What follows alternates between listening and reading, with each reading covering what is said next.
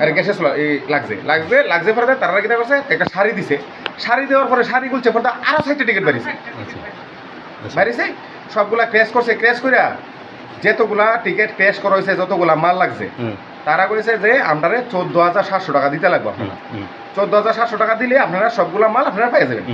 তো তারা কি করছে, ভদ্রমহিলা বয়স্ক বাড়ির মধ্যে ছেলে পেলে নাই, তাই নাকি 14,000 টাকা গিয়ে স্বর্ণের সেম বন্ধক দিয়ে টাকাটা আনছে,